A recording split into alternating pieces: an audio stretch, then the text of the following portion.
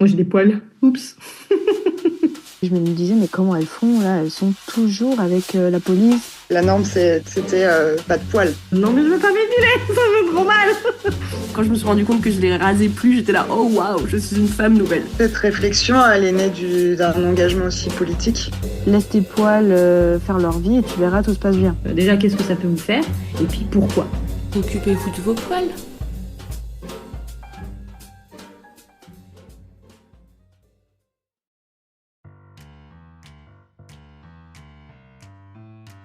À l'adolescence, on apprend beaucoup de choses sur son corps. On apprend ce qu'il faut montrer et ce qu'il faut cacher. Pendant longtemps, j'ai cru que les remarques sur mes poils resteraient cantonnées au vestiaire, à la salle de bain ou aux discussions entre filles. Je ne savais pas encore qu'un jour, il s'inviterait dans ma vie sexuelle et qu'il deviendrait un outil de domination. Au lycée, à l'âge de 16 ans, j'ai rencontré un homme bien plus âgé que moi. Bon, ça aussi on pourrait en faire un podcast. Mais ce qui importe dans cette histoire, c'est qu'un soir où il m'avait incité à boire de l'alcool et qu'il avait sa main dans ma culotte, il m'a balancé. Ah, mais t'as plein de poils, t'es dégueu. Tu peux rêver pour que je te touche. Ces mots furent tellement violents que j'en suis restée sidérée. Finalement, mes poils m'ont sauvée de cet homme, me direz-vous. Et c'est vrai. Aujourd'hui, je les en remercie. Mais moi, à ce moment-là, je me suis surtout dit merde quoi.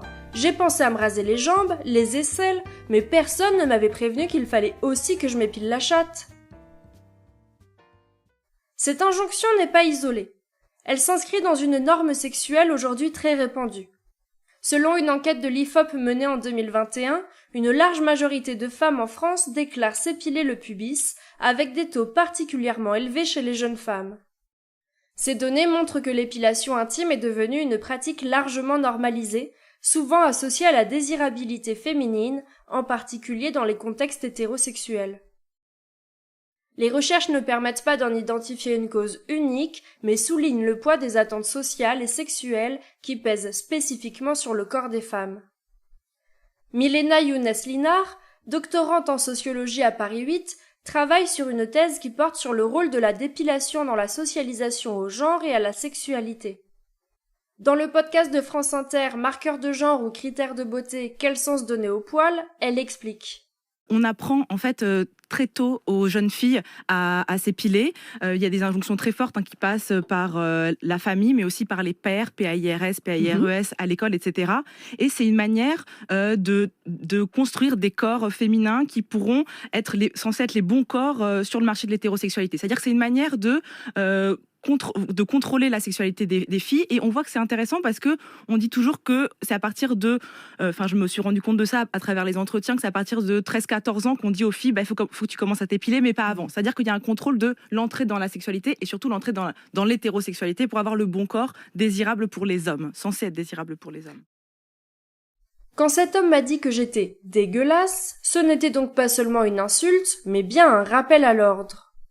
En plus du caractère misogyne de ce commentaire, car lui portait bel et bien ses poils et c'était à moi, la fille du couple, de m'épiler le pubis, il pose également la question de la propreté. En utilisant spécifiquement ce mot, il n'associe pas seulement les poils à quelque chose de moche, mais bien à quelque chose de sale. Pourtant, d'un point de vue médical et biologique, l'idée selon laquelle le poil serait intrinsèquement sale ou inutile est fausse. La dermatologue Catherine Gaucher, que j'ai interrogée à ce sujet, me rappelait d'abord que la saleté n'est pas une question de poils, mais d'hygiène globale. Les poils sont sales quand cette zone est sale. En soi, un poil n'est pas plus sale que la peau. La saleté dépend de ce qui se pose sur la peau ou sur le poil. Donc s'il se pose des choses qui ne sont pas bienvenues et qui entraînent un développement bactérien, donc de mauvaises odeurs, en effet, on est sale. Et il faut enlever ces choses pour enlever les bactéries qui entraînent les mauvaises odeurs. Entre parenthèses, un chat, c'est jamais très sale, et pourtant, ça a plein de poils. C'est juste une question d'accumulation et de quantité de bactéries à un endroit donné. Elle m'expliquait également que si nous avons conservé des poils sur certaines zones spécifiques, ce n'est pas un hasard de l'évolution, mais bien parce qu'ils remplissent un rôle protecteur et sensoriel. Les poils peuvent nous avertir, exactement comme les animaux. Quand vous avez un courant d'air, vos poils, ils bougent. Quand quelqu'un s'approche de vous, vous le sentez et les poils bougent. On dit que les poils se hérissent comme les animaux. Hein. Donc vos poils vous donnent un avertissement. C'est comme si vous aviez un avertissement de quelques quarts de seconde, quelques fractions de seconde avant que ça vous touche. Vous voyez, exactement comme, par exemple, les cils protègent nos yeux. Ça nous permet de fermer l'œil très vite parce que le cil, il est averti avant la cornée. On a besoin, nous, d'avoir des poils sur certaines zones, probablement pour plusieurs raisons. Je dis probablement parce que rien n'est absolument démontré. Ce sont des hypothèses. Probablement pour, d'une part, protéger de l'agressivité extérieure, mais aussi, et certainement, pour pouvoir faciliter la reconnaissance et les rencontres, parce que les odeurs sont différentes selon que la zone est poilue ou pas. Le microbiome est différent selon qu'on est situé sous les aisselles ou entre les orteils ou sur le pubis. Et c'est pas les mêmes bactéries. Ces bactéries-là vont donner des odeurs différentes parce qu'elles vont sécréter des produits différents. Donc nous avons probablement gardé des poils sous les aisselles et sur les zones anogénitales parce que les animaux ont l'habitude de se reconnaître entre eux par ces odeurs. C'est probablement pour cela. Ce que l'on qualifie de saleté ou de négligence relève donc davantage de représentation culturelle que de réalité médicale. Les journalistes Juliette Lanrouilly et Léa Taïeb expliquent dans le chapitre 8 de leur livre Parlons poil, le corps des femmes sous contrôle, que ce cliché provient notamment du courant hygiéniste, né au XIXe siècle, lors duquel les médecins avaient la volonté de développer la santé publique. C'est de là, historiquement, que vient l'amalgame poil égale saleté. Elle raconte qu'au fil des années, l'hygiène s'installe dans les mentalités, les habitudes sanitaires se prennent et les mauvaises odeurs sont traquées au sein des foyers. Elles expliquent que dans les années 80, le sida débarque et le courant hygiéniste passe au niveau supérieur. Jusqu'ici épargné, le poil féminin ou masculin, considéré comme sale et vecteur de maladie, est définitivement stigmatisé. L'argument de la saleté n'est pas toujours celui utilisé pour convaincre les femmes de retirer leurs poils, que ce soit dans le cadre du couple ou de l'entourage proche. Ça peut parfois prendre une forme plus insidieuse, à travers de petites réflexions et de comportements qui sous-entendent qu'il faut avoir une peau glabre pour être une femme désirable, présentable ou respectable.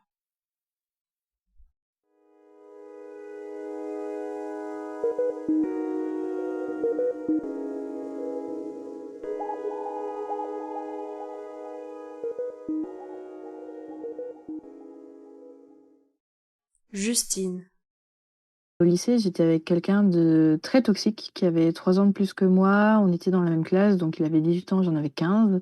Et vraiment le cliché du gars mascu qui va venir imposer son regard sur le corps d'une femme. Mais lui ne supportait pas les poils, mais j'allais dire même sur lui. Mais pour autant, il s'épilait pas les jambes. Donc il y avait déjà des grosses incohérences. Et il est venu imposer en fait son regard. Donc c'est aussi avec lui que j'ai découvert ma sexualité, qui était terrible et une chose que je regrette amèrement, mais bon, qu'on ne peut pas effacer. Et en tout cas, j'ai commencé à construire ma vie sexuelle autour du fait qu'il fallait absolument que je sois rasée à blanc constamment. Donc, je te fais pas un dessin sur les irritations que ça provoque, surtout que c'était quasiment tout rasoir, notamment les parties intimes, et qu'on est sur de l'intégrale, quoi, au niveau génital. Donc, c'était extrêmement douloureux. J'avais beaucoup de plus de poils, forcément. Puis en plus, c'est des endroits où les poils sont plus drus que à d'autres. Donc, si tu repasses avec un rasoir sur quelque chose qui fait quelques millimètres, tu t'éclates en fait la peau, tu saignes, enfin voilà. Et du coup, j'ai commencé avec ça et c'était encore jamais assez. Marine. Une fois, c'était vraiment une réflexion. Et puis dans le cercle familial, en fait, c'est ça qui est fou. C'est que c'est pas un cercle extérieur, parce que je sais que là, j'aurais su quoi répondre et j'aurais eu les armes. Mais ces réflexions-là sont venues de mon cercle familial, quoi. En mode, ah bah non, mais si tu t'épiles pas, enfin, t'as vu l'état de tes jambes, je te présente pas mes potes, quoi. Pardon? Mais t'es mon frère, en fait, qu'est-ce que tu racontes là? Donc j'ai bien fait comprendre que enfin, ce genre de réflexion-là n'avait pas lieu d'être. Il a vite compris, il s'est excusé derrière en mode mais non, mais en fait c'était plus de l'automatisme qu'une réalité, quoi. C'était plus pour te chambrer en tant que frangine que, qu'une réelle réflexion. Léa. De mémoire, je n'ai jamais reçu de commentaires sur ma pilosité dans des relations intimes, sachant que je n'ai jamais relationné avec une personne sociabilisée homme du tout. Voilà, si on veut avoir les informations, ce qui fait que je pense que ça m'a un peu protégée aussi peut-être de certains regards, parce qu'en plus j'ai commencé ma vie intime assez tard, donc j'étais plus vraiment adolescente, donc en fait les personnes en face ne l'étaient plus non plus, et je pense que j'ai toujours relationné avec des personnes qui avec leur positif et leur négatif, à ce niveau-là, en tout cas, il y avait quand même une déconstruction de base, en fait, sur les poils. Je pense que quand tu es une personne queer, de toute manière, il y a déjà un peu par défaut beaucoup de personnes qui ont fait ce travail-là, parce qu'en fait, quand tu es dans l'acceptation de toi en tant que personne queer, bah, c'est souvent une acceptation plus globale d'aussi son poids, ses poils, ses imperfections, entre grosses guillemets, etc. Du coup, je pense que c'était pas forcément une question avec les personnes avec qui je relationnais de notre génération. Les personnes un peu plus âgées, ça n'a jamais été un point de pression vers moi, mais par contre, je voyais bien que sur elles-mêmes, c'était une question et que c'était des personnes qui continuaient de beaucoup s'épiler, etc. et de répondre presque à une vision très hétéro, entre guillemets, de ça.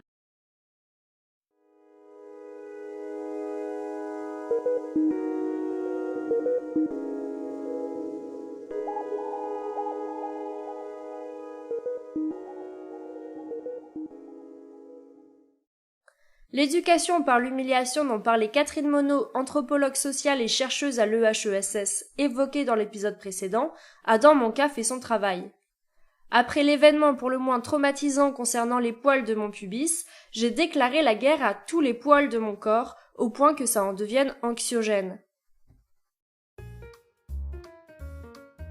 Comme je l'ai expliqué, j'avais déjà commencé à me raser quelques années auparavant. Mais cet épisode a transformé ma pratique en quelque chose d'obsessionnel.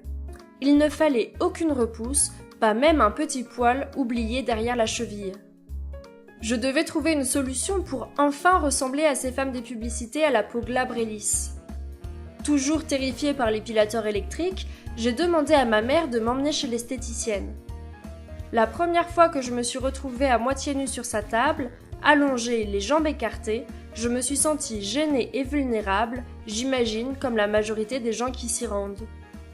Je profitais de ce rendez-vous pour épiler mes jambes, mes aisselles, mais aussi mon pubis, histoire de ne plus être dégueulasse comme on me l'avait fait remarquer.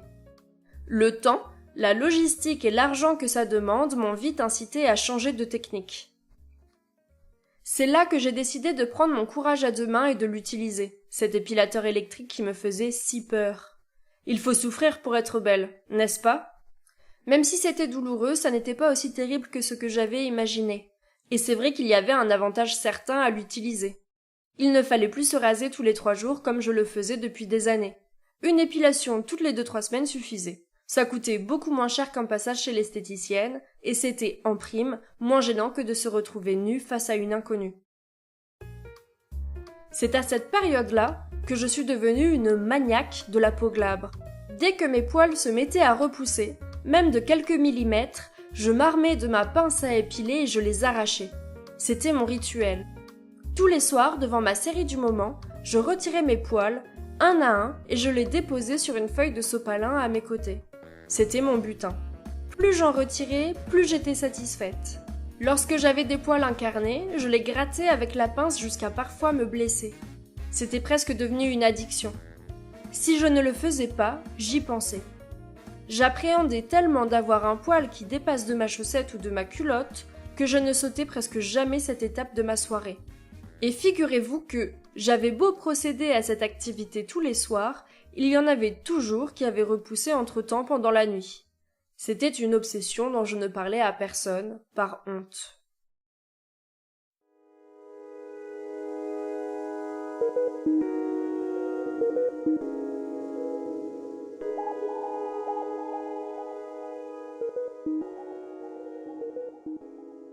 Justine.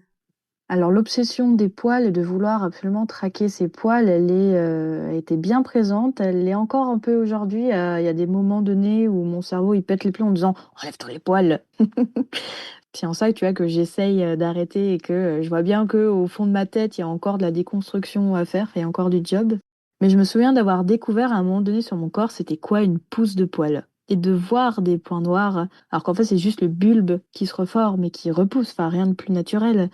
Mais je me souviens d'un moment sur la terrasse où je vois ça, notamment au niveau du genou, et d'essayer de d'appuyer sur la peau pour faire sortir ça, en essayant de crever le bulbe même à la racine avant qu'il arrive. Alors, j'utilisais pas encore d'aiguille et tout, parce que ça c'est venu par la suite. Alors, c'est l'enfer, hein. J'essayais de trouer ma peau pour enlever ça. Mais du coup, voilà, je me souviens à un moment donné d'être vraiment focus sur le moindre poil qui sortait, d'essayer de l'enlever à la pince à épiler. Du coup, c'est là que j'ai appris à m'épiler avec une pince à épiler. Et puis du coup, à partir du moment où j'ai commencé à maîtriser un peu cet outil, bah là, j'ai commencé à le faire au niveau du duvet. Là, plus actuellement, c'est au niveau du menton. Pas mal de petits poils noirs, et ça, c'est plus mon obsession du moment. Mais il y avait eu cette obsession-là fallait absolument que je sois lisse tout le temps, et ce sentiment-là est resté pendant très longtemps.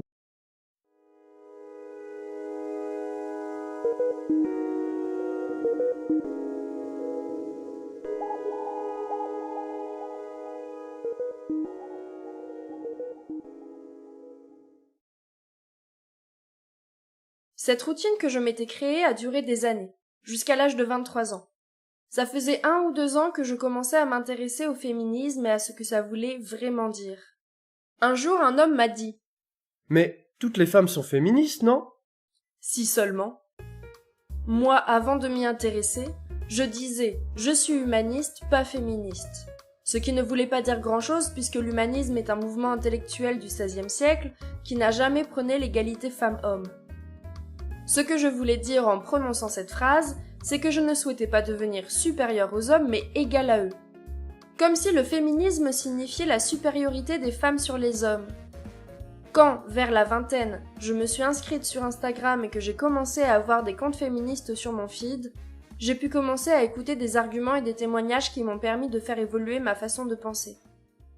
Je me suis reconnue dans un certain nombre de récits, notamment concernant les violences sexistes et sexuelles que j'avais subies tout au long de ma vie. Car oui, j'en ai malheureusement vécu un paquet.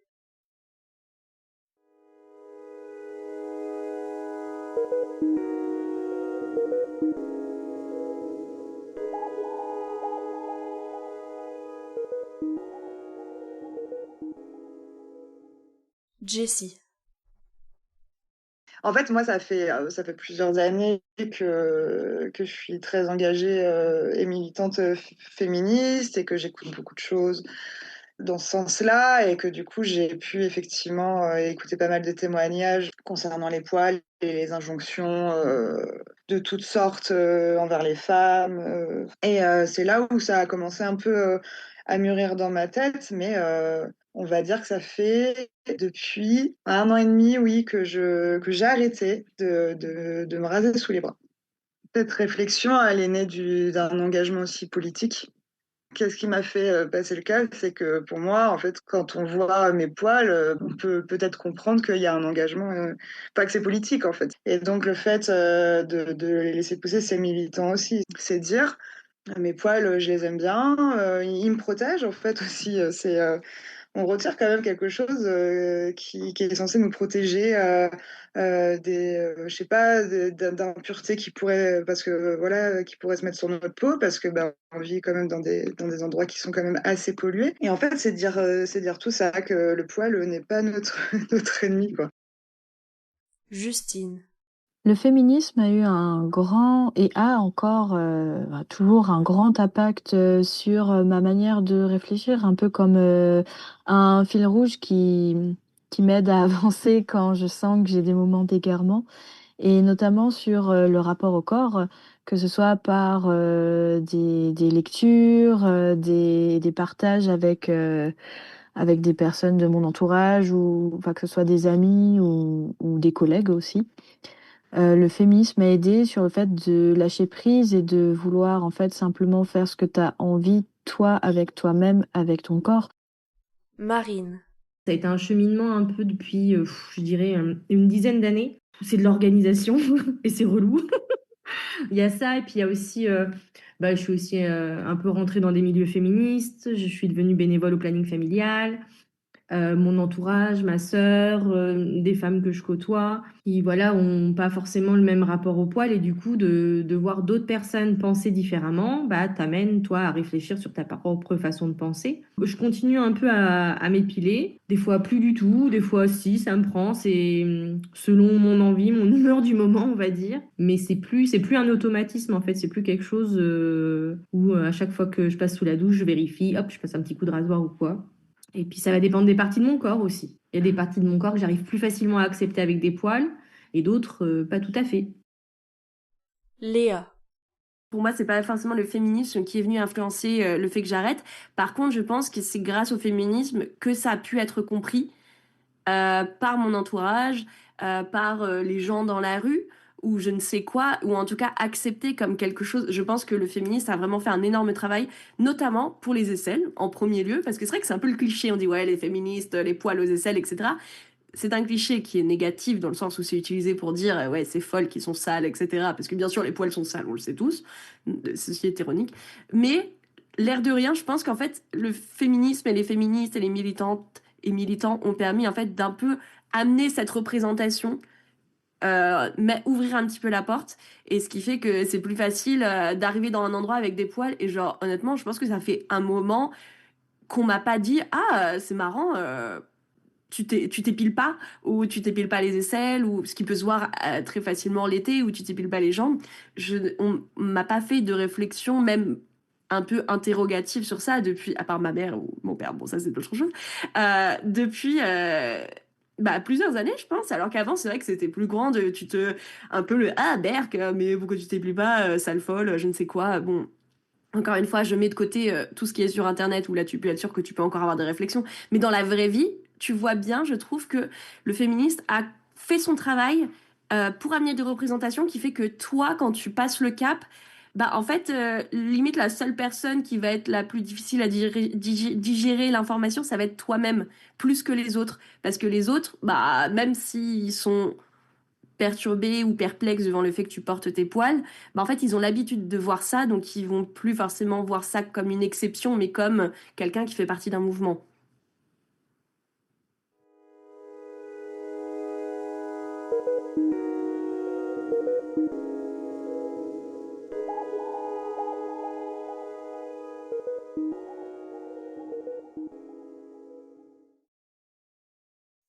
Une fois que tout le travail de fond a été fait, une fois que je me suis mise à dire fièrement que, oui, j'étais féministe, j'ai commencé à élargir mon champ de réflexion et à m'intéresser à la notion du rapport au corps et à toutes les violences qu'on s'inflige nous-mêmes.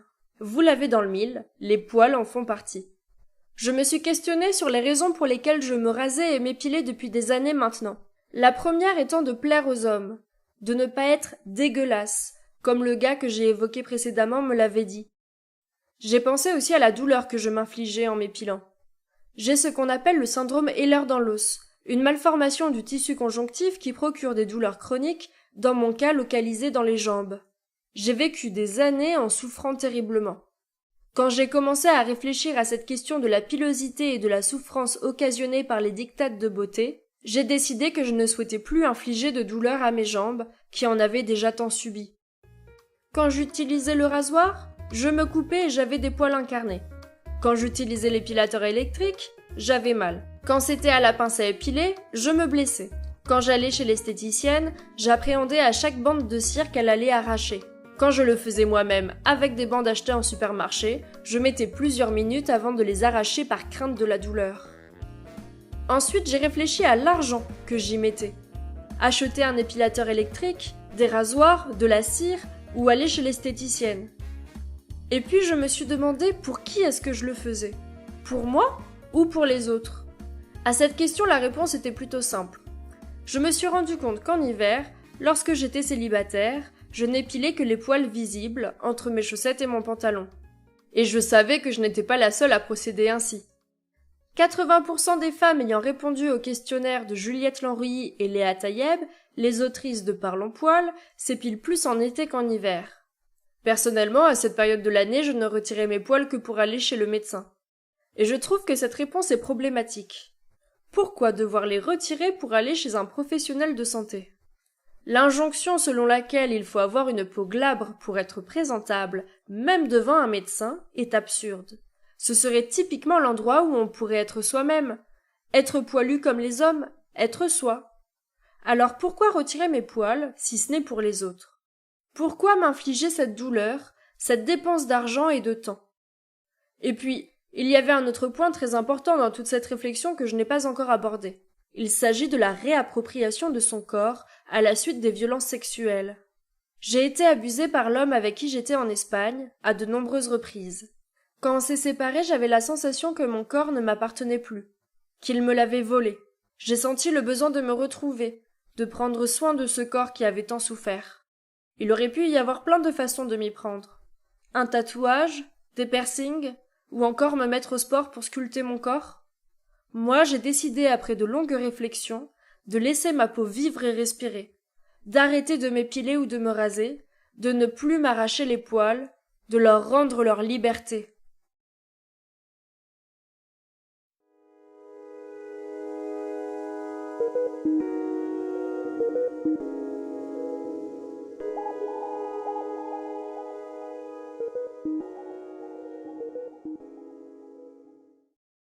Justine. Le fait de laisser pousser mes poils, ça va de pair avec la réappropriation du corps.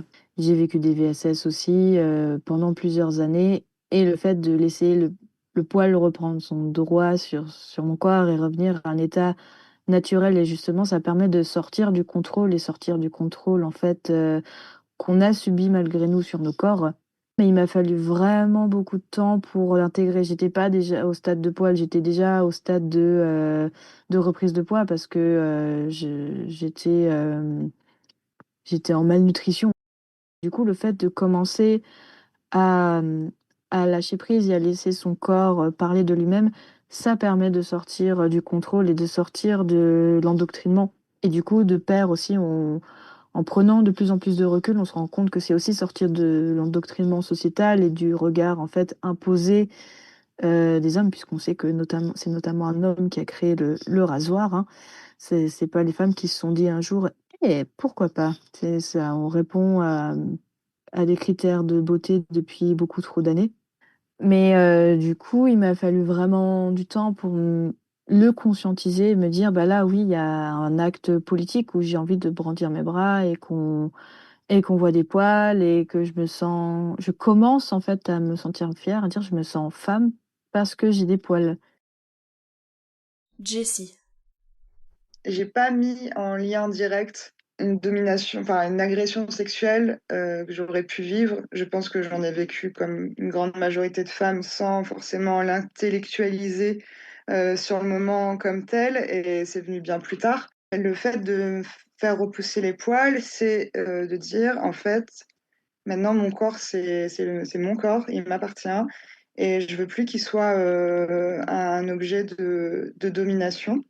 Et donc, je pense que effectivement, ça a un lien indirect.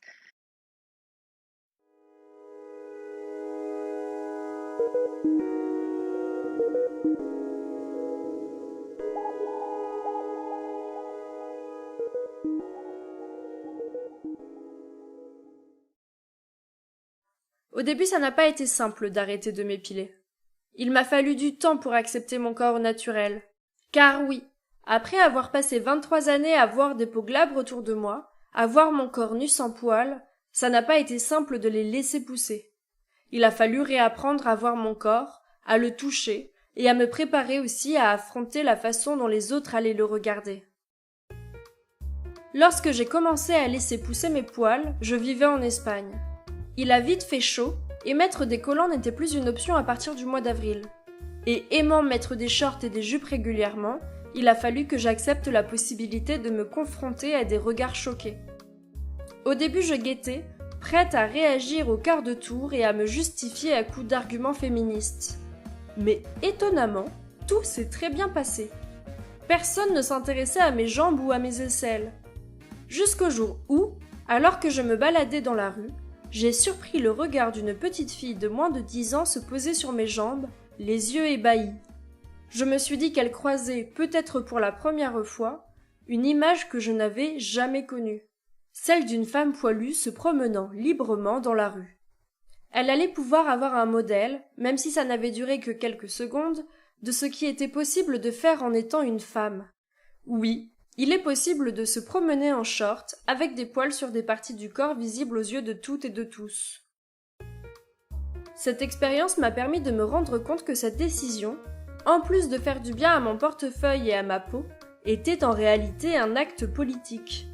Un acte qui permettait aussi de sensibiliser mon entourage à la question de la pilosité féminine. Une fois cette prise de conscience faite, il ne me restait plus qu'à travailler sur moi pour apprécier la vue de mes poils. Car, après autant d'années à les retirer et à voir des peaux glabres partout autour de moi, il m'était très difficile de trouver ça joli. J'ai pendant longtemps pensé que c'était moche. Il m'a fallu plusieurs mois, voire plusieurs années pour accepter cette nouvelle vision.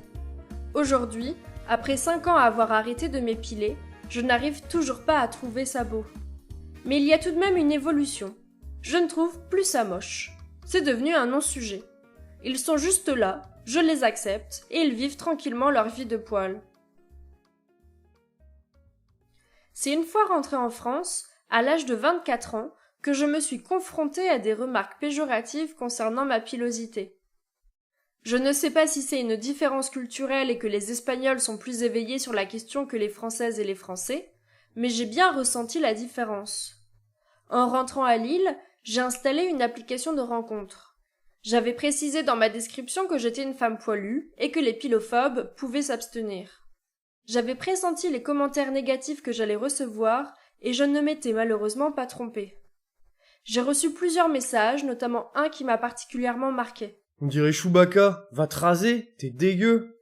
Choquée par cette insulte et la récurrence du mot dégueulasse, je me suis trouvée sidérée à la lecture de ce message.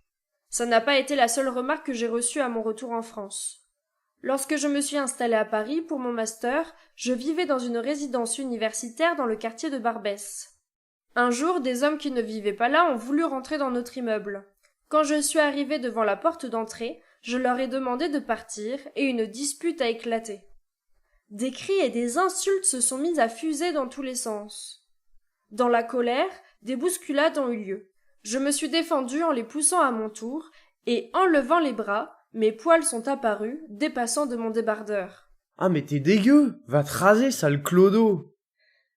Ces remarques, parfois anonymes, parfois criées dans la rue, ont longtemps incarné pour moi la violence la plus brute du regard porté sur les femmes poilues.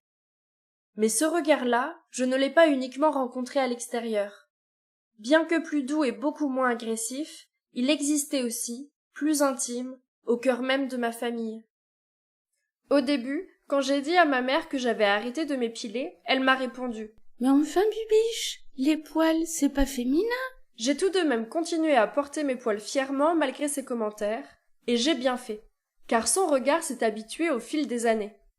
Aujourd'hui, ça ne la choque plus. C'est devenu normal. Sa vision de la pilosité féminine a évolué.